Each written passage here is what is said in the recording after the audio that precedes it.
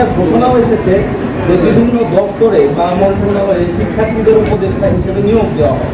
তো মূলত এই যে ঘোষণা তাদেরকে নিয়োগ দেওয়া এই 2024-এ সর্বপ্রথমে এটা ঘটেছে যে আন্দোলনকারী শিক্ষার্থীরা তারা মন্ত্রিসভায় স্থান পেয়েছে এবং একটা ঘোষণাও এসেছে যে বিভিন্ন দপ্তরে বা মন্ত্রণালয়ে শিক্ষার্থীদের উপদেষ্টা হিসেবে নিয়োগ দেওয়া হয়।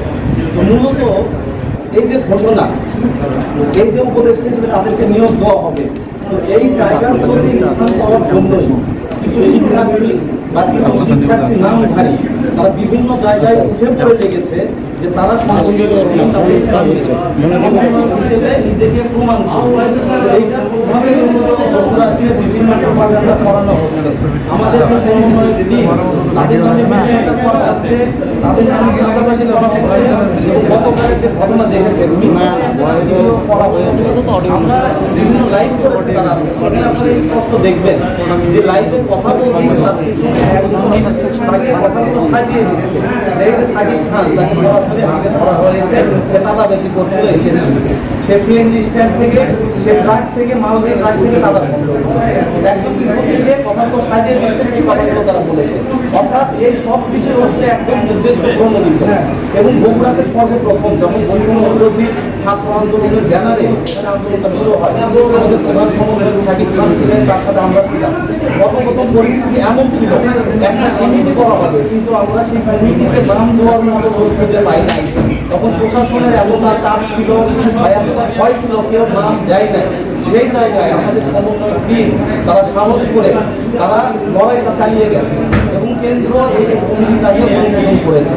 যেসব বগুড়াতে যে আন্দোলন হয়েছে সেখানে ভূমিকা রেখেছে। এর পাশাপাশি ইতিমধ্যে আমরা যেটা বলেছি, এই সমন্বয় প্রশাসনিক চাপে বা বিভিন্ন কারণে গ্রেপ্তার এড়াতে আন্দোলনের সামনে থাকতে পারেন না অনেক। তারা মিছিলে থেকেছেন, লিড দিয়েছেন, সেই জায়গায় তারা অনুপস্থিত ছিলেন।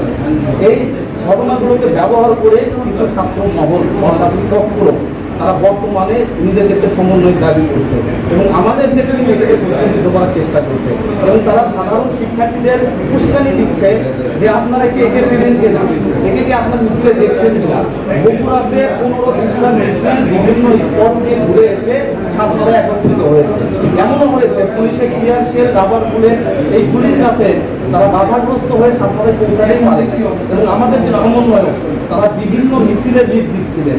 কাজেই আমি যে মিছিলে আসি, অন্য একটা মিছিলের শিক্ষার্থী সে কিন্তু আমাকে দেখা যায়, তারা অবশ্যই বলবেন না আমি তো ওই ভাইকে দেখি নাই। তো এই জিনিসটাকে ইউজ করে কিছু অসাধু চক্র তারা আমাদের প্রশ্নবিদ্ধ করতে চাচ্ছে, তারা বোঝাতে চাচ্ছে বগুড়ার আন্দোলনে এদের কোনো ভূমিকা নাই, বরং এরা চাঁদাবাজি করছে। এই সুযোগটা নিয়ে তারা সমন্বয়ের টিমে আসতে চায়। তো এটাই হচ্ছে মূল কারণ। এই ধরনের যে কার্যকলাপ এটার সাথে আমাদের কোনো সম্পৃক্ততা নেই।